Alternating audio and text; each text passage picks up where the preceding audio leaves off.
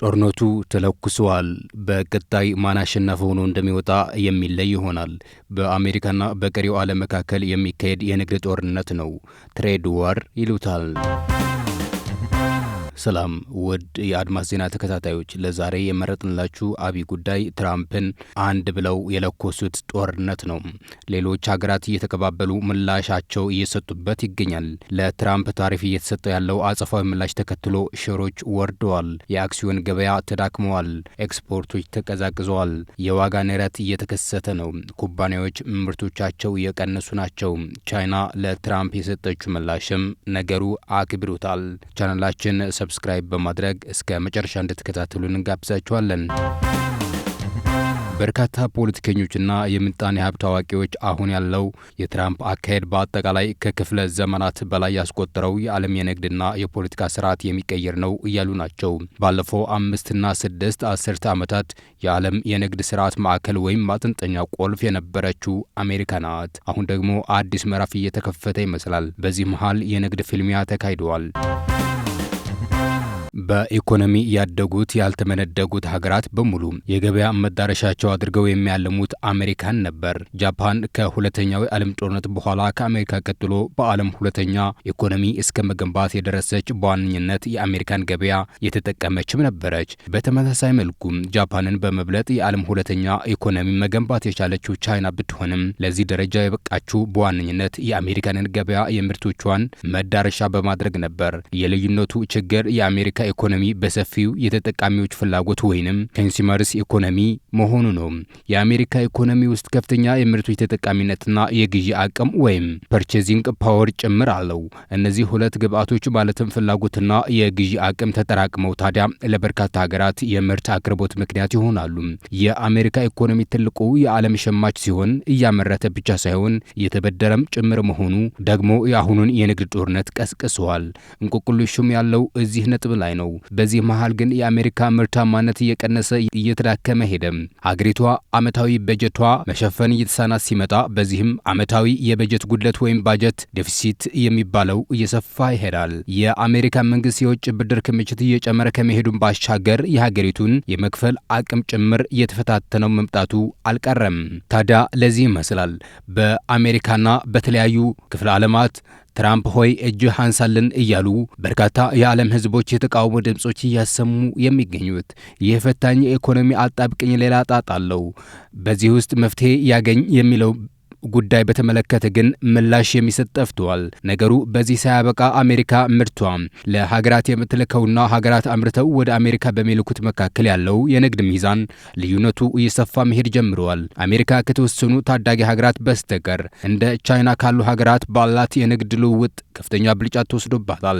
በ2024 ጃፓን ወደ አሜሪካ $227.9 ቢሊዮን የሚያወጣ ምርት ወደ አሜሪካ ስትልክ፣ አሜሪካ በአንጻሩ ወደ ጃፓን የላከ $79 ቢሊዮን ገደማ ነበር። ይህ አሜሪካ በጃፓን ገበያ ውስጥ ካገኘችው ጥቅም ይልቅ ጃፓን በአሜሪካ ገበያ ውስጥ ያገኘችው ጥቅም በ3 እጥፍ ልቆ ታይቷል። በሁለቱ ሀገራት መካከል ያለው የንግድ ሚዛን ጉድለት በአሜሪካ ወገን ያጋደለ ነው። በተመሳሳይ መልኩ የቻይና አሜሪካ የንግድ ግንኙነትም ሲታይ በተመሳሳይ በፈረንጆቹ 2024 ማለትም ባለፈው ዓመት ቻይና ወደ አሜሪካ $439.9 ቢሊዮን የሚያወጡ ሸቀጦችን ስትልክ አሜሪካ ወደ ቻይና መላክ የቻለችው ግን በ3 እጥፍ ገደማ ይቀንሳል። በዚህ መልኩ ቪየትናም፣ ደቡብ ኮሪያ እያለ ይቀጥላል።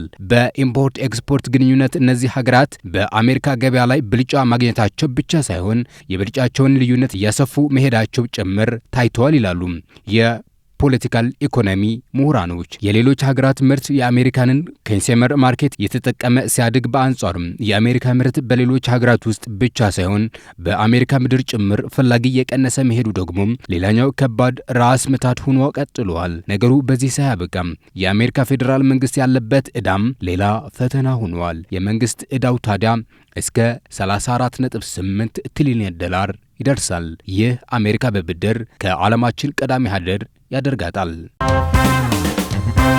የአሜሪካ አበዳሪዎች ከሆኑ መካከል ጃፓን፣ ቻይና፣ ዩናይትድ ኪንግደም እና ሉክዘምበርግ ይገኙበታል። የአሜሪካ ለዓመታት የቆየና ስር የሰደደ የኢኮኖሚ ቀውስ በዚህ የሚያበቃ አይደለም። የፌዴራሉ መንግስት የበጀት ጉድለት አለበት። የ2024 የፌዴራሉ መንግስት በጀት ጉድለት ወይም ባጀት ዴፊሲት ከጠቅላላው የሀገር ውስጥ ምርቷ አንጻር ሲታይ 6.4 ሆኖ የተመዘገበና 1.8 ትሪሊዮን ዶላር ሆኖ የተመዘገበ ሆኖ ተገኝቷል። ነገሩ በዚህ አያበቃም። ታዲያም የአሜሪካ ምርቶች በዋጋ መጨመር በራሷ በአሜሪካ ገበያ ውስጥ ሳይቀር ፈላጊ ያጡት መሆናቸውን ነው። የአሜሪካ ኢኮኖሚ ምንም እንኳን የዓለም መሪ ኢኮኖሚ ነው ቢባልም በበርካታ ችግሮች እየተበተበ ይገኛል። ይህ የሆነው ደግሞ በቅርብ ሳይሆን ስር የሰደደና የቆየ መሆኑ ነገሩ አባብሶታል። ነገሩ በዚህ ሳያበቃ ፈተናው የኢኮኖሚ መሰረታቸውን የአሜሪካንን ገበያ ላደረጉ ሀገራት ጭምር የሚተርፍ መሆኑ ሲታሰብ ፈታኝነቱ ይበልጥ ከፍ ያደርገዋል።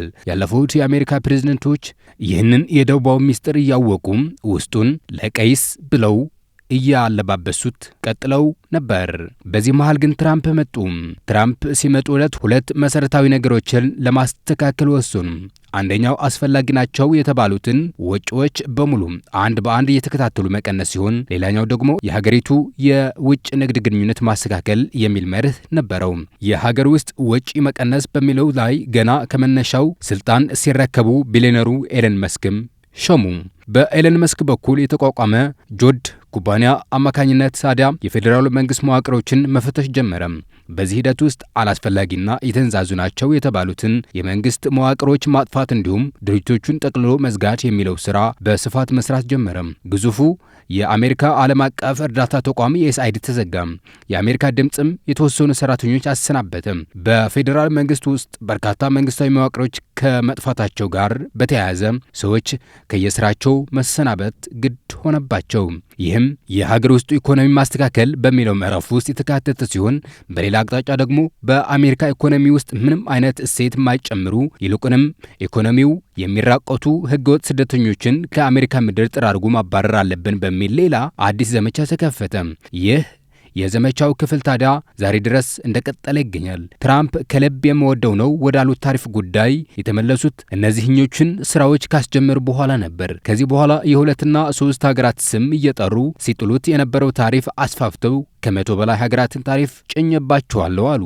ትራምፕ ታዲያ በግልጽ ሳይናገሩም የነጻነት ቀን ወይም ሊብሬሽን ደይ የመጣ ነው በሚል በሽፍንፍኑ ሲገልጹት ነበር። ጫፍ ጫፉን ፍንጭ እየሰጡ ይመስላል። በመጨረሻ ግን ሁሉም ነገር ግልጽ ወጣ። አሁን ባለው ሁናቴ ከ100 ያላነሱ ሀገራት ምርቶቻቸው ወደ አሜሪካ ሲያስገቡ በተጣለባቸው ታሪፍ መሰረት ክፍያዎቻቸው እየፈጸሙ ምርቶቻቸው ወደ አሜሪካ ገበያ ያስገባሉ ማለት ነው። ትራምፕ ታሪፍን የሌሎች ሀገራት ምርት ሀገር ውስጥ ገበያ እንዳይኖረው ለመከላከል ከመጠቀም ባሻገር እንደ አንድ የገቢ ምንጭ ነው ያዩት። ነገር ግን የሳንቲሙ ሌላኛው ገጽ ብቅ እያለ ይመስላል። ወደ አሜሪካ በሚገቡ ምርቶች ላይ ታሪፍ የተጣለባቸው ሀገራት እነርሱም የበቀል ምላሽ እየሰጡ ይገኛሉ። በታሪፍ በኩል የመጀመሪያዋ የትራምፕ ሰለባ የሆነችው ካናዳ በአሜሪካ ገቢ ምርቶች ላይ ታሪፍ ሰጠው እያለች ነው። ይህ ማለት የአሜሪካ ምርቶች በካናዳ የሚኖራቸው ገበያ በብዙ መልኩ የሚቀንስ ይሆናል ማለት ነው። እስከ 54 በመቶ ታሪፍ የተጣለባት ቻይና 34 በመቶ ታሪፍ ምላሽ ሰጥታለች። ይህ ብቻ አይደለም፣ ገና ይቀጥላል ስትልም አክላለች። ነገሩ በዚህ አያበቃም። ቻይና አሜሪካ በኢንዱስትሪ ግብዓትነት የምትጠቀምባቸውና ከቻይና ወደ አሜሪካ በሚላኩ ማዕድናት ጭምር የኤክስፖርት ታሪፍ በመጫኗ ምክንያት ምርቶቹ ወደ አሜሪካ የሚገቡበት ሂደት ዝግ መሆኑ ታውቋል። የአውሮፓ ህብረት ሜክሲኮ እያለ የንግድ ጦርነቱ በየአቅጣጫው ተንሰራፍተዋል። የፈረንሳዊ ፕሬዝዳንት ኢማኑኤል ማክሮን የአውሮፓ ሀገራት ባለሀብቶች በአሜሪካ ኢኮኖሚ ውስጥ ንዋያቸው ስራ ላይ ማዋል አይገባቸውም በማለት ተናግረዋል። ከዩክሬን ጦርነት ጋር ተያይዞ ከዓመታት በፊት በበርካታ ለቁጥር የሚታክቱ ማዕቀቦች ውስጥ የወደቀችው ሀገር መሪ የሆኑት ቭላዲሚር ፑቲን በአሁኑ ሰዓት ጥጋቸውን ይዘው ሁሉም ነገር ከግራና ከቀኝ የተከታተሉ ይገኛሉ። አውሮፓ ከ2 ዓመት በፊት ከቀድሞው የአሜሪካ ፕሬዝዳንት ጆ ባይደን አስተዳደር ጋር በማበር ሩሲያ ላይ የማዕቀብ በትሯን አሳርፋ ነበር። ዛሬ ደግሞ ማንተረኛ ተብለዋል። በነገሮቹ ሁሉ ሁናቴዎች ተረጋግተውና ለዘብ ብለው የሚታዘቡት ፕሬዝዳንት ፑቲን ፕሬዝዳንት ትራምፕ ተራርጠው ከዩክሬን ጋር የተኩስ አቁም ስምምነት እንዲፈራረሙ ቢወተውቷቸውም ቅድመ ሁኔታዎች ደርድረው ነገሩ ዘግየት ማድረግ መርጠዋል። ሰላም ለሀገራችን፣ ሰላም ለሕዝባችን። አበቃን። ቸር ያሰማን።